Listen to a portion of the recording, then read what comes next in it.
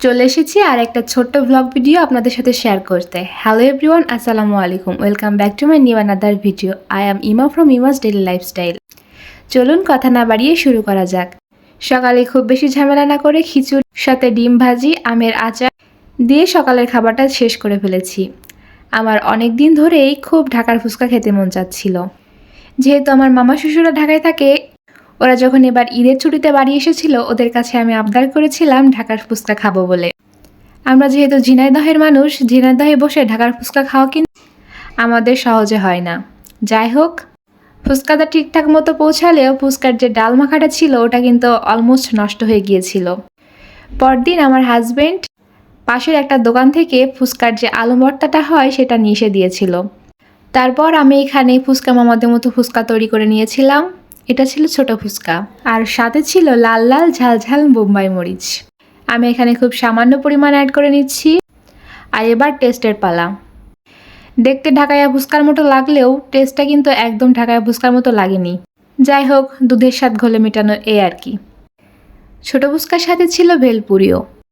আমি সেম আলু ভর্তা দিয়ে এখানে ভেলপুরিও তৈরি করে নিচ্ছিলাম। আমার কিন্তু ফুচকা অনেক প্রিয়। আমার মনে হয় এমন কোনো মেয়ে নেই যাদের ফুচকা পছন্দ নয়। মাঝে মাঝেই আমার ফুচকা খাওয়ার ক্রেভিংস ওঠে, আর এবার ক্রেভিংস ছিল ঢাকায় ফুচকা খাওয়ার। যাই হোক, আমার সেই আশাটাও পুরোপুরিভাবে পূরণ না হলেও অনেকটাই পূরণ হয়েছে। আমি সেম প্রসেসিংয়ে এখানে ভেলপুরিও তৈরি করে নিয়েছি। তারপর এখানেও সামান্য পরিমাণ বোম্বাই মরিচ অ্যাড করে নিয়েছি। এবার এটাও খাওয়ার পালা।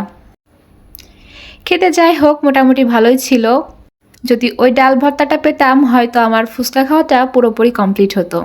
যাই হোক, বিকালে হালকা নাস্তা করার জন্য আমি এখানে মসুর ডালের বড়া বানিয়ে নিচ্ছিলাম, তাই ভাবলাম আপনাদের সাথে শেয়ার করি।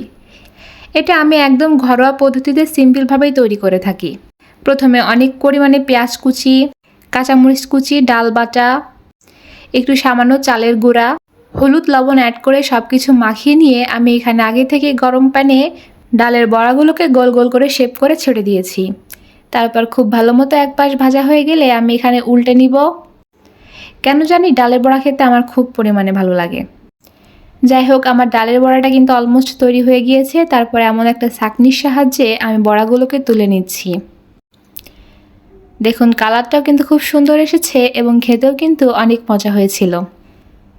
এভাবে ঠিক সেম পদ্ধতিতে আমি আরও এক খোলা ভেজে নিয়েছি।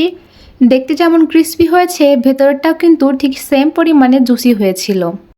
যাই হোক, আজকে এই পর্যন্তই। ভিডিওটা কেমন লাগলো অবশ্যই কমেন্ট করে জানাবেন, আর লাইক শেয়ার করতে কিন্তু ভুলবেন না। পরবর্তী ভিডিও পেতে পেজটিকে অবশ্যই ফলো করে পাশে থাকবেন। টাটা।